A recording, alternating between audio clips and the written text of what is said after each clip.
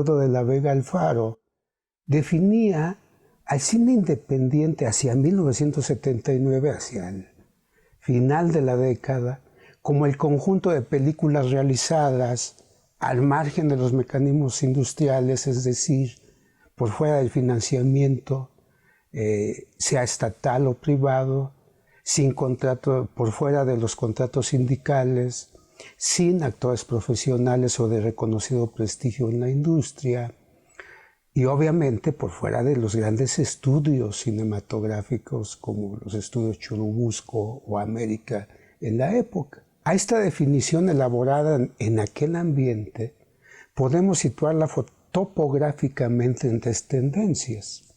En primer lugar estaría el cine independiente universitario, realizado por estudiantes y profesores del CUEC y o financiados por la Dirección de Actividades Cinematográficas de la UNAM.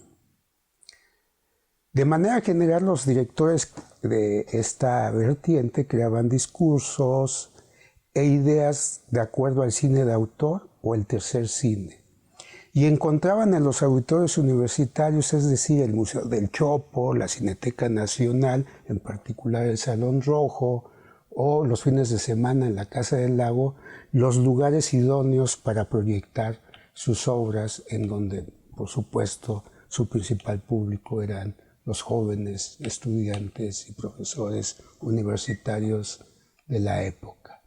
Una segunda corriente la integraban los grupos o directores del cine independiente cooperativo y microempresarial efímero, el cual fue financiado con recursos de cooperativas y sociedades anónimas integradas y estructuradas por los propios directores y sus amigos, sus familias, que arriesgaban sus pequeños capitales para hacer las películas.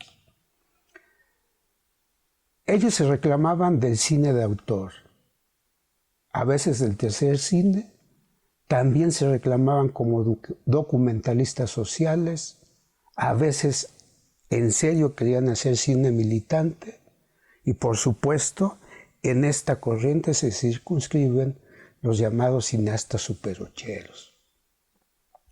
Sus producciones, insisto, fueron autofinanciadas, sea individual o colectivamente.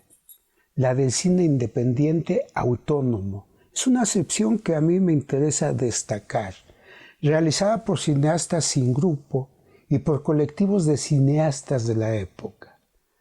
Les caracteriza a estos cineastas su compromiso social, ideológico y político con las causas que relatan en sus obras.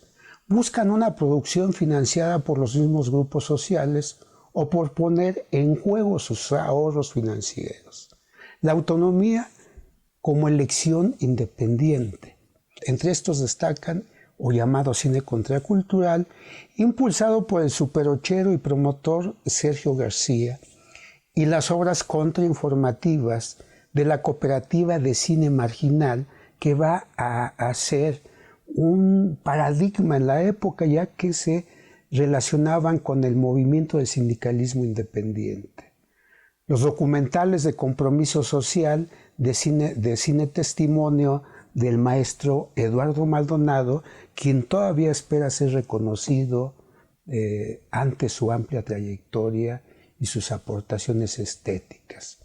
Por supuesto, están las obras pioneras de otro maestro que es Paul Leduc, del recientemente fallecido, quien él plantea, digamos, toda una estética a partir de México RID, México Insurgente. También encontramos las aproximaciones sociales del Taller de Cine Octubre y Canario Rojo, o las posturas también claramente feministas del colectivo Cine Mujer, así como la obra política de Oscar Menéndez, Carlos Mendoza y por supuesto de la olvidada Paula Weiss, la pionera del videoarte feminista en nuestro país. Esta tercera tendencia, la del cine independiente, influyó cabalmente en la primera generación de videastas que emergió en la segunda mitad de la década del 80. Quienes integramos esta generación, digamos, recibimos, consumimos, gozamos, también padecimos este cine independiente porque fue parte de nuestra cultura visual. Yo ubico a la generación transparente fundamentalmente a todos aquellos que de alguna manera nos autoformamos por fuera de las escuelas de comunicación y de cine, entre los años de 1971 y 1985. Una generación que se formó cultural y visualmente con el cambio perceptual de los medios de comunicación en general. Transitamos del cine a la televisión y de la televisión a la casetera. Una generación de la transición análoga a la digital.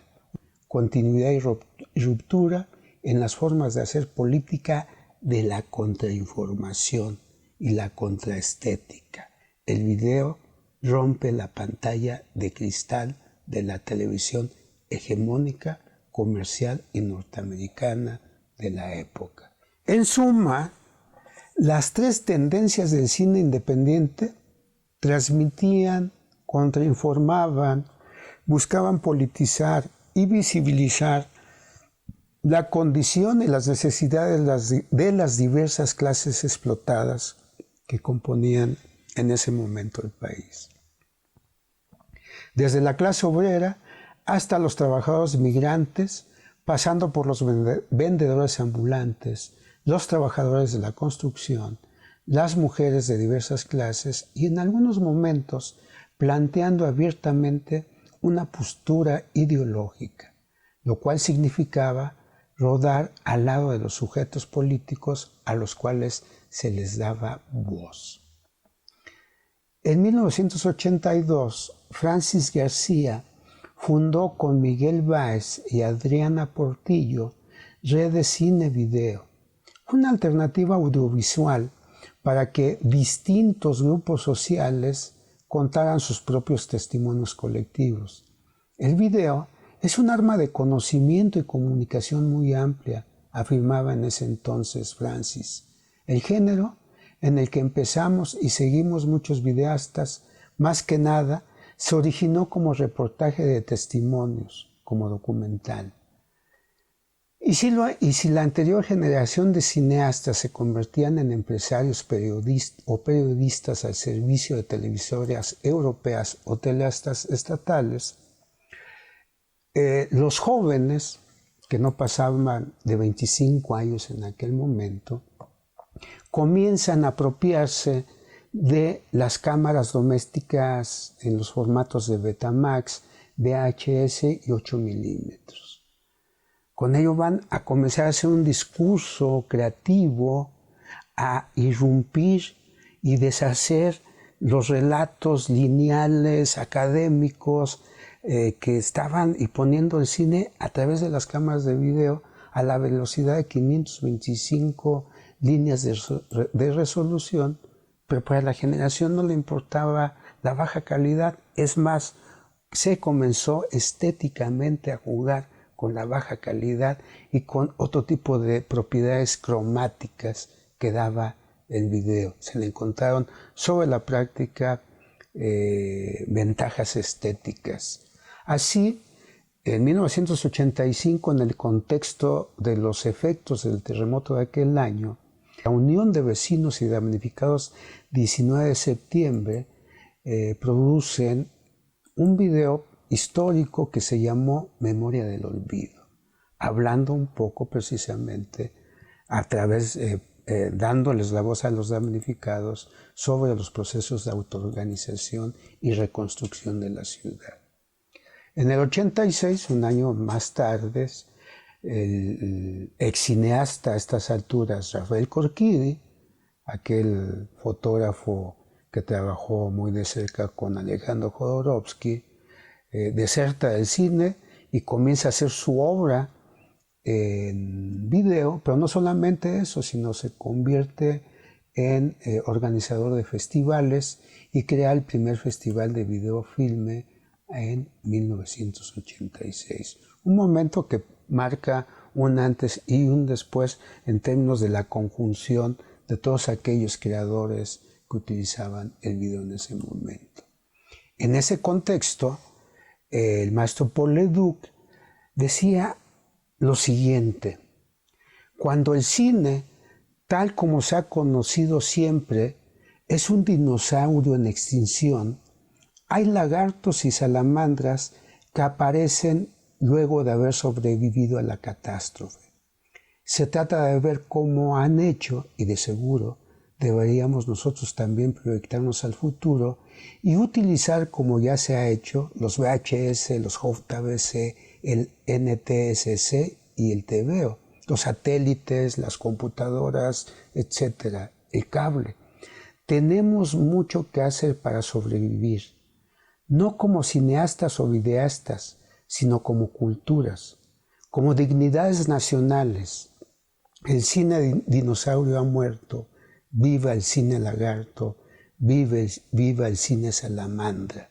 Este manifiesto lo leímos muchos jóvenes en ese momento que aspirábamos a hacer nuestras obras, nuestros documentales al lado de los movimientos. Encarrilados en las señales a 525 líneas de resolución y apropiándonos de las cámaras domésticas de video, los mensajes proliferaron. Entre otros, Sarah Minter con Nadie es inocente en 1986. La Asamblea de Autoridades Chinantecas y Zapotecas produce y dirige una obra. Marta Colmenares y Álvaro Vázquez, integrantes de esa asamblea, un documental o un autodocumental llamado Danza Azteca hacia 1988. Carlos Mendoza ya había realizado en 1987 UNAM, La Fuerza de la Razón, un documental sobre el movimiento estudiantil del Consejo Estudiantil Universitario opuesto a la privatización de la universidad pública, y en 1989 Crónica de un fraude, con el cual nace el mítico Canal 6 de Julio. En esos momentos, algunos especialistas lo calificaron de cine militante, ya que daba una visión comprometida contra el fraude electoral de 1988. Al mismo tiempo, lejos de ese universo, el colectivo Comunidad Audiovisual, del cual soy integrante, ya registraba las acciones y procesos creativos del movimiento de los colectivos punks en la metrópoli de Feña, lo cual daría origen al video Manifiesto Submetropolitanos, el cual realizamos entre 1985 y 1990. Y por los territorios del sindicalismo magisterial, el colectivo Redes le daba la voz al magisterio para crear el documental Escuela por Escuela, y firmado por Francis García hacia 1990. Por otro lado, desde el mundo de la resistencia obrera, el colectivo Imágenes Errantes producía Tornel, recuento sobre una agresión de 1991 realizada por Eliseo Morales. Un documento sobre la batalla democratizadora del sindicato independiente obrero de la empresa Tornel. Al mismo tiempo, algunos jóvenes videastas tomaban la propuesta de Carlos Mendoza y realizaban contrainformación desde los movimientos sociales. Otros retomaban a Juan Francisco Urrusti o a Eduardo Maldonado, integrantes de la primera generación de teleastas. Ellos comienzan a hacer trabajos particularmente con comunidades para versar sobre su perspectiva de sus rituales religiosos, de sus creencias y de sus formas de sobrevivencia cultural. Un bello documento sobre esto es el documental Xochimilco de Eduardo Maldonado, donde llega a extremos de crear una especie de aura irónica sobre el niño Pa, el gran santo que le da cohesión, productiva, social y cultural al pueblo de Xochimilco.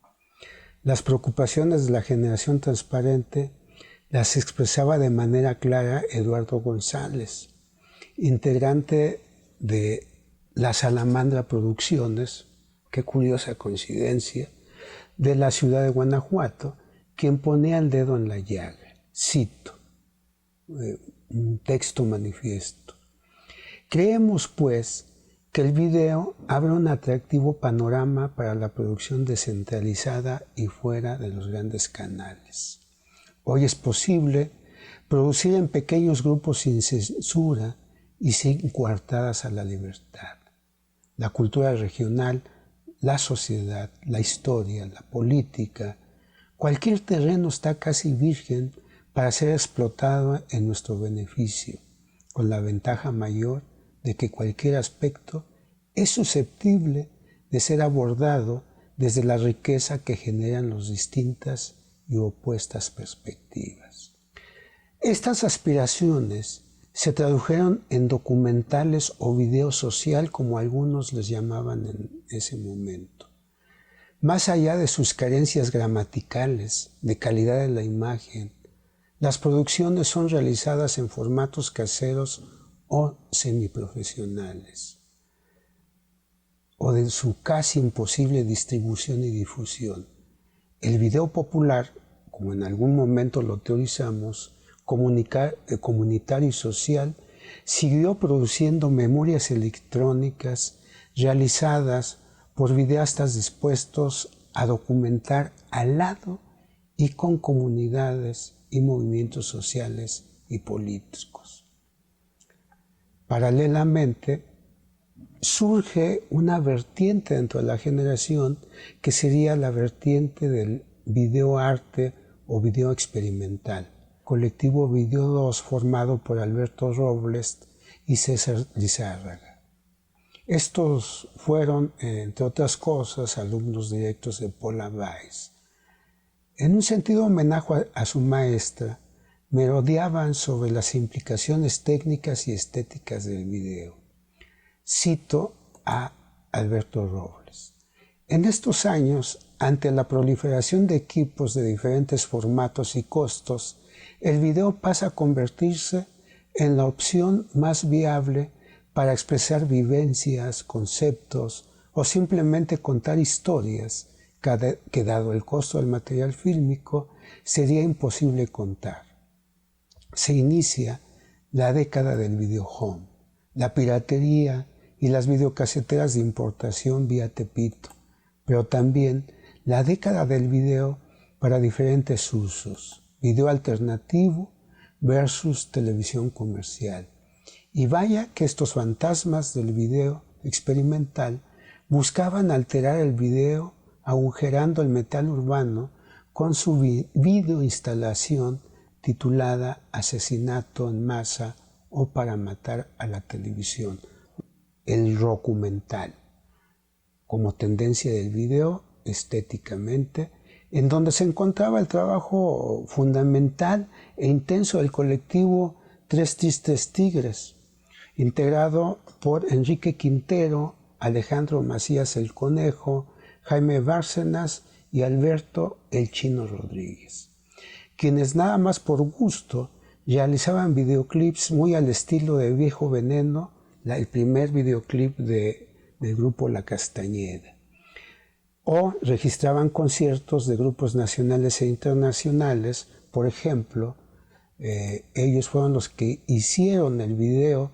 del primer concierto de Radiohead en México.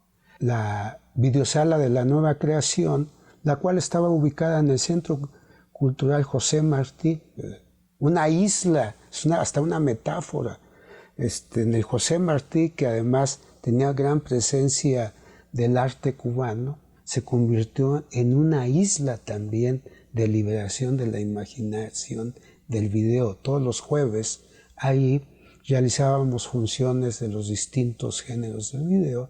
De un día para otro se cerró el espacio, de ahí que migráramos a la casa del poeta Ramón López Velarde, ubicada en la calle de Álvaro Obregón en la colonia Roma, y ahí creamos otro proyecto con otra videosala y nos comenzamos a nombrar como Videar, y Videar creó el proyecto Interneta, desde el cual comenzamos a organizar muestras y una red de videosalas en la ciudad. Esta experiencia fue tan importante y tuvo tanta respuesta por parte de los videastas de las distintas corrientes y géneros estéticos que hacia 1991 hicimos la primera muestra de video contemporáneo mexicano en el Centro Cultural La Misión en San Francisco, California, en el barrio latino de La Misión. Un año después hicimos la muestra de la generación transparente en la Artist Television Access. El ciclo de esta primera generación se cierra con la realización hacia agosto, en los últimos días de agosto de 1994, en el contexto de la rebelión indígena, la emergencia del Ejército Zapatista de Liberación Nacional, el primer encuentro metropolitano de videastas independientes, lo cual atrajo una convocatoria de aproximadamente 100 participantes en los distintos géneros. Fue el momento culminante del proyecto y de expresión de la generación transparente.